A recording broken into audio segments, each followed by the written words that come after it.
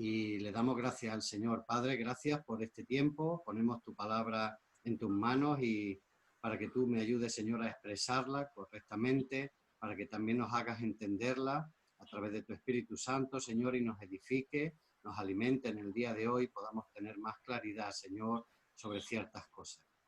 Gracias por todo. En el nombre de Jesús. Amén. Bueno, en el día de hoy vamos a hablar de Pentecostés, un poquito.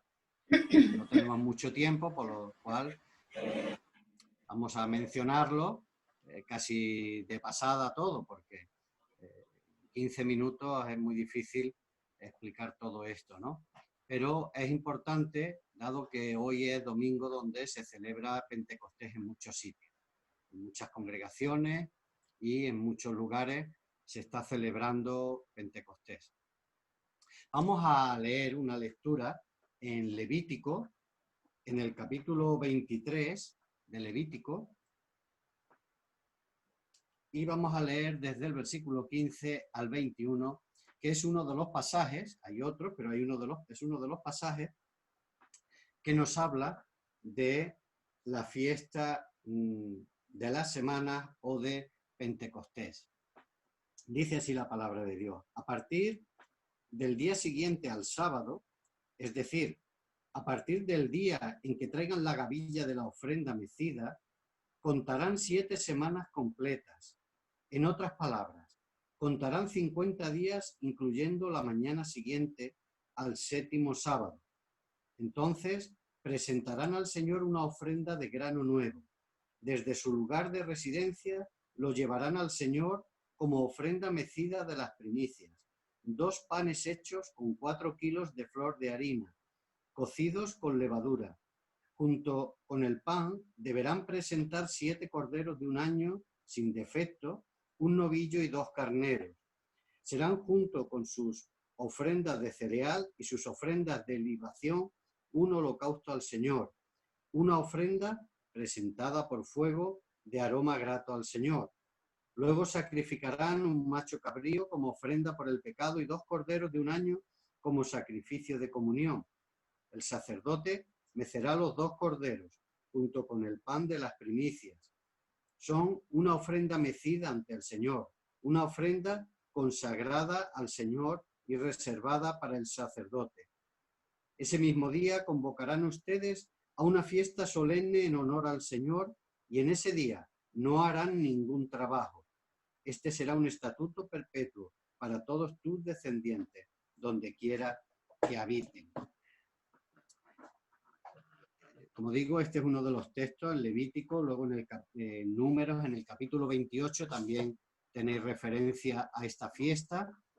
Y, como decía, es posible que hayamos pensado que Pentecostés es una fiesta cristiana o de origen cristiano, pero en realidad es una de las 7 fiestas anuales judías y una de las 3 principales, junto con la fiesta de la Pascua o de los panes sin levadura y la fiesta de las enramadas. Dentro de las 7, estas 3, entre ellas la de Pentecostés o la fiesta de la semana, eran las principales. Llegaba Pentecostés 7 semanas después de la fiesta de la Pascua, al día siguiente, al cual hacía 50 días. En griego, Pentecostés significa 50º, es decir, 50º día. Era una fiesta en la que no se podía trabajar, un día festivo, no se trabajaba, y constituía una acción de gracias a Dios por la cosecha del trigo. Y en ella se presentaban ofrendas con las primicias de la cosecha. Y se presentaban además otro tipo de sacrificios de animales, como hemos leído en el templo. El acontecimiento, narrado en Hechos capítulo 2, y vamos a leerlo, vamos a coger nuestras Biblias.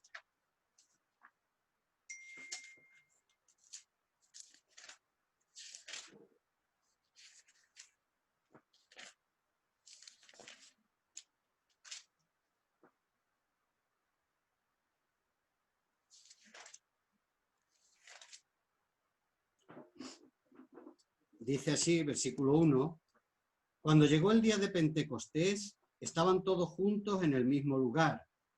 De repente vino del cielo un ruido como el de una violenta ráfaga de viento y llenó toda la casa donde estaban reunidos. Se les aparecieron entonces unas lenguas como de fuego, que se repartieron y se posaron sobre cada uno de ellos. Todos fueron llenos del Espíritu Santo y comenzaron a hablar en diferentes lenguas según el Espíritu les concedía expresarse. Estaban de visita en Jerusalén judíos piadosos procedentes de todas las naciones de la tierra.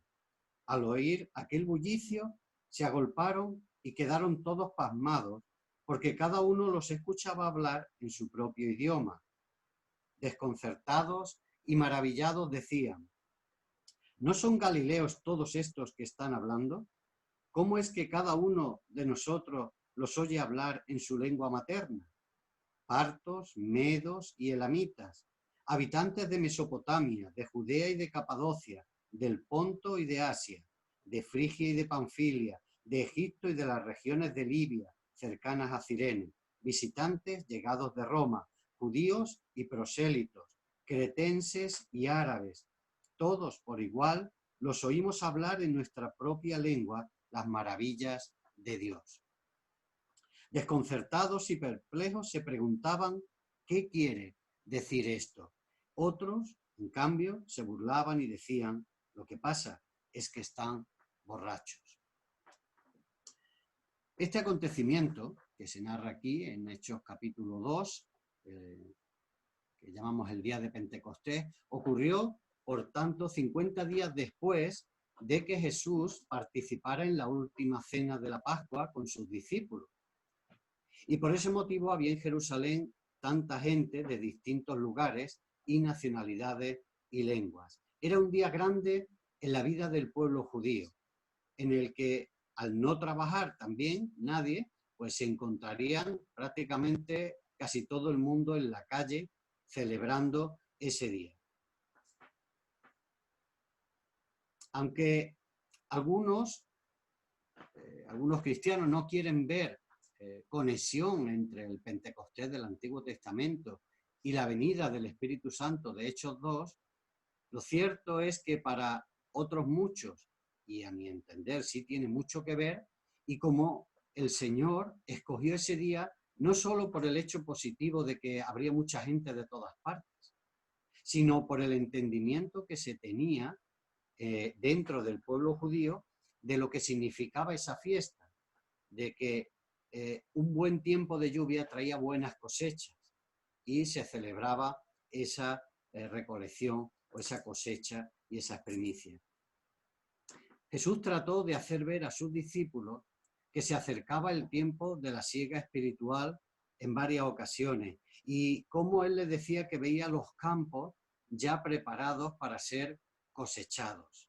En Juan, en el capítulo 4, versículo 35, él decía: ¿no decís vosotros que todavía faltan 4 meses para que llegue la siega? Y aquí os digo, alzad vuestros ojos y mirad los campos, que ya están blancos para la siega. Así tenemos que en Joel se describe una promesa de lluvia y buena cosecha antes de la promesa del derramamiento del Espíritu Santo sobre toda carne, hombres y mujeres. Por eso, en el versículo anterior que hemos leído, Jesús, ya tiempo antes de Pentecostés, él ya veía los campos que estaban ya preparados para esa siega. Lo veía ya con antelación. Pedro, en el capítulo 2, versículo 14, vamos a leerlo. Dice, del 14 al 21, dice que Pedro, con los 11, se puso de pie y dijo a voz en cuello: compatriotas judíos y todos ustedes que están en Jerusalén, déjenme explicarles lo que sucede. Presten atención a lo que les voy a decir. Estos no están borrachos, como suponen ustedes. Apenas son las 9 de la mañana. En realidad, lo que pasa es lo que anunció el profeta Joel. Sucederá que en los últimos días, dice Dios, derramaré mi espíritu sobre todo el género humano. Los hijos y las hijas de ustedes profetizarán. Tendrán visiones los jóvenes y sueños los ancianos. En esos días derramaré mi espíritu aún sobre mis siervos y mis siervas y profetizarán. Arriba en el cielo y abajo en la tierra mostraré prodigios, sangre y fuego y nubes de humo. El sol se convertirá en tinieblas y la luna en sangre antes que llegue el día del Señor, día grande y esplendoroso. Y todo el que invoque el nombre del Señor será salvo. Pedro, como vemos, guiado por el Espíritu Santo, relaciona lo que está sucediendo con la confirmación del cumplimiento de la profecía de Joel. De hecho, tras su predicación, ese día dice la palabra de Dios que creyeron como 3.000 personas. Había comenzado la cosecha de la que habló Jesús. Por lo tanto, si Pentecostés era y es una fiesta importante para los judíos, también por la tremenda importancia de lo ocurrido ese día en la vida de los creyentes del aposento alto y el cumplimiento de la profecía de Joel, se ha convertido en una fiesta o referente muy importante para los cristianos. Pentecostés es como el punto de partida, el pistoletazo de salida para un trabajo de siembra y de cosecha continuos, con la ayuda del Espíritu Santo, hasta el día en que estemos con Jesús o Él venga nuevamente. Es decir, se inició con los apóstoles ese día y lo estamos continuando a día de hoy. Aún no ha terminado ese trabajo. ¿Por qué es tan importante ese día de Pentecostés? ¿Por qué lo vemos de esta forma como una fecha, nosotros también, los cristianos, a recordar o a tener en cuenta, sobre todo por lo que ocurrió? Ese día, como hemos dicho, es festivo, de celebración. Eso mismo ocurre en la vida de las personas que son bautizadas en el Espíritu Santo. Su vida se transforma en alegría, fiesta y celebración, adorando y glorificando al Señor.